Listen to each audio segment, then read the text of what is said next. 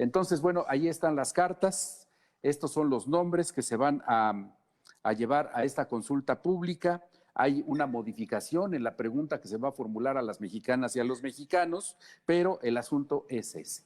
La justicia se somete a votación en este país y con esta pregunta quiero comenzar esta conversación con el abogado Julio Santos Lozano. Julio, ¿cómo estás? Muy buenas tardes. ¿Qué tal, Fer? Buenas tardes para todo tu auditorio. Bueno, pues tú eres un conocedor del derecho, Julio. ¿Qué Gracias. impresión tienes acerca de lo que acabamos de ver en el alto tribunal? Bueno, una intromisión completamente, ¿no? En la justicia, ¿no? Por parte del Poder Ejecutivo. Yo creo que no tiene ningún sentido este tipo de consulta en virtud de que si existen datos que incriminen a expresidentes, simplemente se debe de ejecutar la justicia como tal. Nuestra Constitución y las leyes reglamentarias nos indican que todo aquel que tenga conocimiento de una conducta delictiva debe de hacerla del conocimiento de la autoridad como una obligación. Luego, entonces, si el gobierno federal o bien las instituciones como es la Fiscalía General de la República tienen conocimiento de estas conductas criminales por parte de los expresidentes, no requieren de ninguna consulta popular, no requieren de la opinión del pueblo, porque a final de cuentas se trata de un ejercicio pleno de la administración de la justicia, porque si no se coartaría, digamos, todo este tipo de ejercicio que descansaría en la voluntad pública, lo cual no puede ser sujeto a esta voluntad. El principio de igualdad se rompe completamente. ¿Por qué? Porque todos somos iguales ante la ley.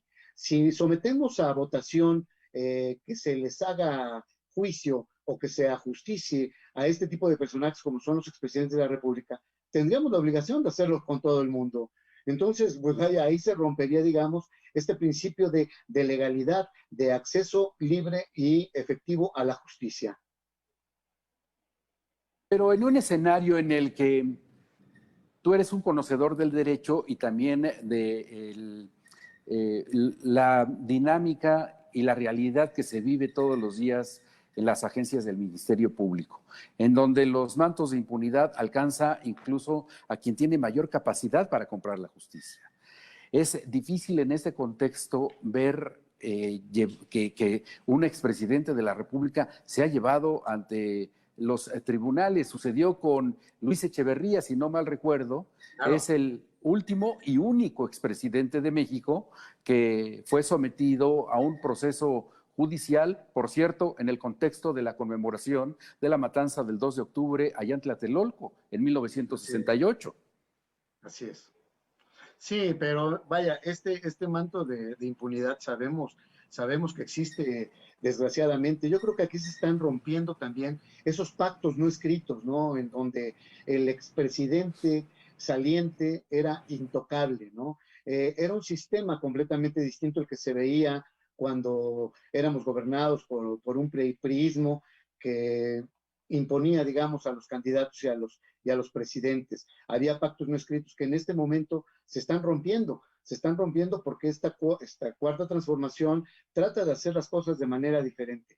Si bien es cierto que le da participación al pueblo, no veo por qué tenga que estar condicionada la participación del pueblo para ejercer la justicia en todo sentido. Esta consulta pública está viciada de origen. La Suprema Corte de Justicia está fallando tendiente a una decisión política y no judicial meramente, ¿no? A un criterio que debe de normar de acuerdo al artículo 35 de nuestra Carta Magna, ¿no? En el cual también dispone que no se consultará públicamente aquellos casos en donde exista una restricción de los derechos humanos de alguna de las personas. Y en este caso, pues están restringiendo derechos humanos de estos expresidentes. ¿Por qué?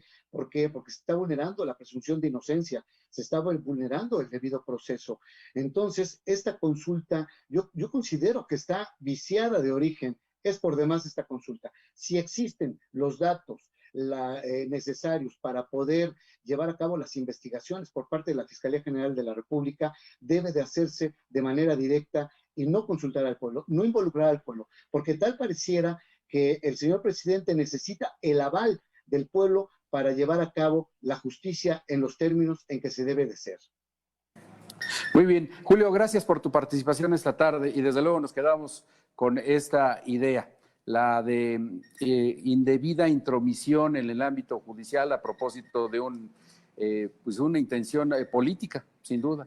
Hay que leerlo de esa manera porque no hay que olvidar que en 2021 tendremos proceso electoral y al presidente de la República le urge mantener el control, la mayoría en los órganos legislativos.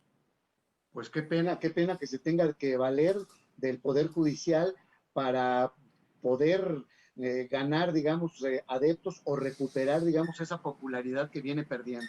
Y que la Suprema Corte de Justicia se preste a este tipo de juegos, cuando únicamente debe de regir de acuerdo a la Constitución Política de los Estados Unidos Mexicanos, a los tratados internacionales y a la defensa de los derechos humanos. Julio, te mandamos un abrazo. Muchas gracias. Buenas tardes. Siempre a tus órdenes, Fer. Buenas tardes.